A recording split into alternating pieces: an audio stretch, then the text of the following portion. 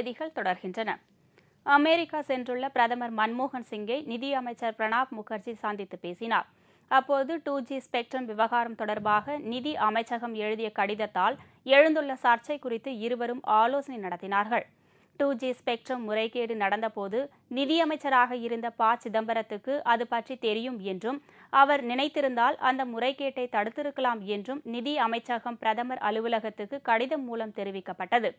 இது பற்றிய தகவல்கள் வெளியானதும் 2G அலைக்கற்றை விவகாரத்துக்கு காரணமான ப. சிதம்பரம் பதவி விலக வேண்டும் என்று பாஜக உள்ளிட்ட எதிர்க்கட்சிகள் வலியுறுத்தி வருகின்றன. இதனிடையே ஐநா சபை கூட்டத்தில் பங்கேற்க சென்ற மன்மோகன் சிங்கை நியூயார்க் சென்றிருந்த நிதியமைச்சர் பிரணாப் முகர்ஜி வாஷிங்டன் நகரில் சந்தித்து பேசினார். அப்போது அவர்கள் இருவரும் 2G ஸ்பெக்ட்ரம் விவகாரத்தால் தற்போது எழுந்துள்ள பிரச்சினை குறித்து 1 மணி நேரம் ஆலோசனை நடத்தினார்கள். ஆனால் இந்த கூட்டத்தில் எடுக்கப்பட்ட முடிவு குறித்து தகவல் எதுவும் வெளியிடப்படவில்லை.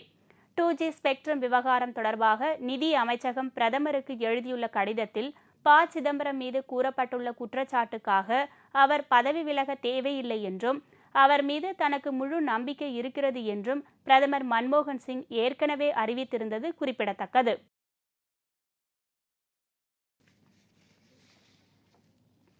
பரமக்குடி கலவர சம்பவத்தில் அத்துமீறி நடந்து கொண்ட காவல்துறை அதிகாரிகள் மீது நடவடிக்கை எடுக்க வேண்டும் என்று மனித உரிமை கழகத்தின் சர்வதேச அமைப்பு வலியுறுத்தியுள்ளது. தஞ்சையில் மனித உரிமை கழக சர்வதேச அமைப்பின் மாநில பொதுக்குழு கூட்டம் மாநில தலைவர் சுரேஷ் கண்ணன் தலைமையில் நடைபெற்றது. இக்கூட்டத்தில் தமிழ்நாடு மற்றும் பாண்டிச்சேரி மாநிலங்களைச் சேர்ந்த நிர்வாகிகள் கலந்து கொண்டனர்.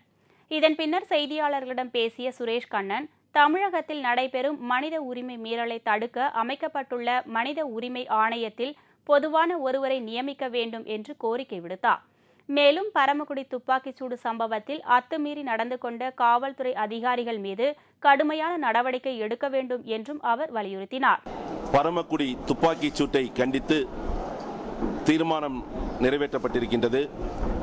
பரமக்குடியில் உயிரிழந்தவர்களுக்கு தமிழக அரசு நிதியை உயர்த்தி கொடுக்க வேண்டும் என்ற கோரிக்கையும் வைக்கப்பட்டுள்ளது.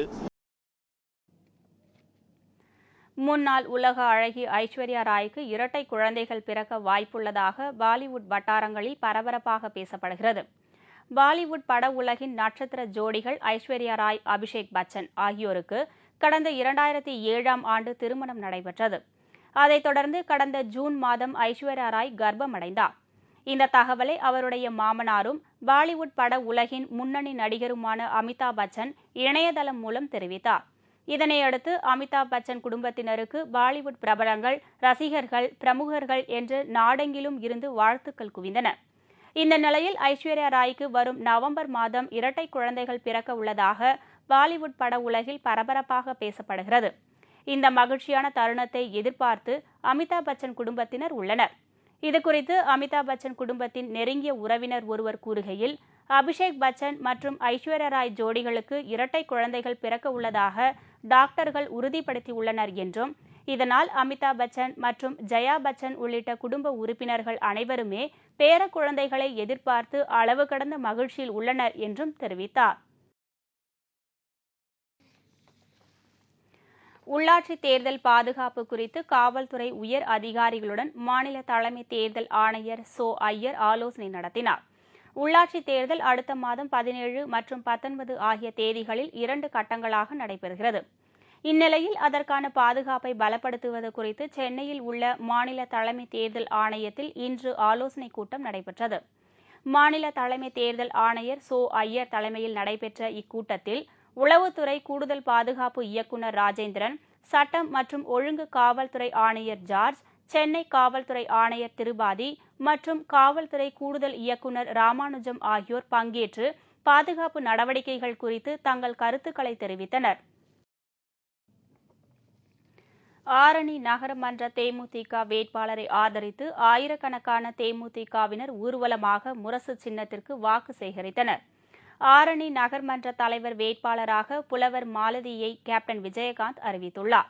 இதனை வரவேற்று தேமுதிக எம்எல்ஏ பாபு முருகவேல் தலைமையில் ஆயிரக்கணக்கான தொண்டர்கள் ஊர்வலமாக சென்று பெருந்தலைவர் காமராஜர் சிலைக்கு மாலை அணிவித்தனர். இதைத் தொடர்ந்து முக்கிய வீதிகள் வழியாக சென்று முரசு சின்னத்திற்கு வாக்கு சேகரித்தனர். இந்த நிகழ்ச்சியில் திருவண்ணாமலை வடக்கு மாவட்ட செயலாளர் ஜெய்சன் ஜேக்கப் மற்றும் மாவட்ட நகர ஒன்றிய கழக நிர்வாகிகள் கலந்து கொண்டனர். இதேபோல் தருமபுரி நகராட்சி தலைவர் பதவிக்கு அறிவிக்கப்பட்டுள்ள தேமுதிக வேட்பாளர் டாக்டர் இளங்கோவனும் தீவிர பிரச்சாரத்தில் ஈடுபட்டுள்ளார்.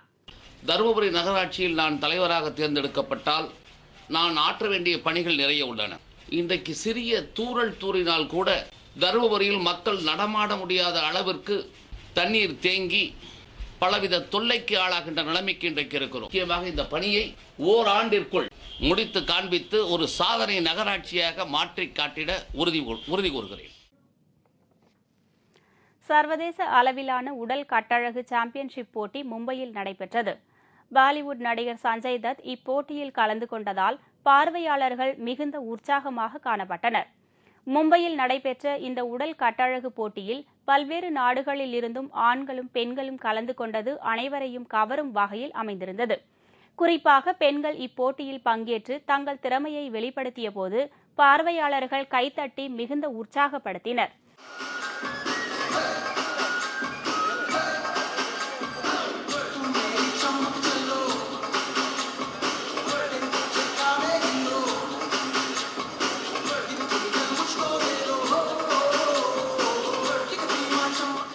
அவர்களைத் தொடர்ந்து பாலிவுட் நடிகர் சஞ்சய் தத்தும் மேடையில் தோன்றி வெற்றி பெற்ற ஆண்கள் மற்றும் பெண்களுக்கு பரிசுகள் வழங்கினார்.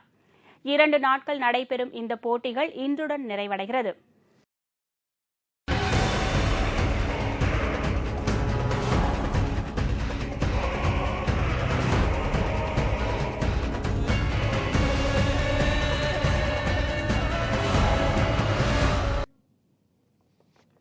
அதிசயம் ஆனால் உண்மை.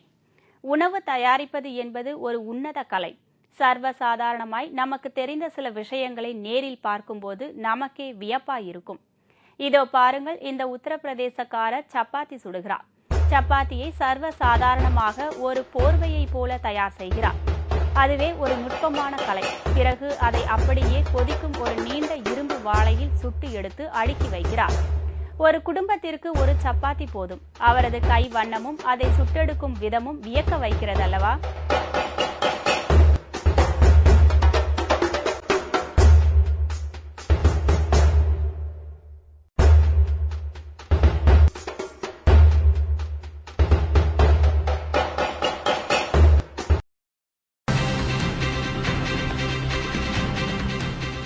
போப் ஆண்டவர் பதவி விலகலா?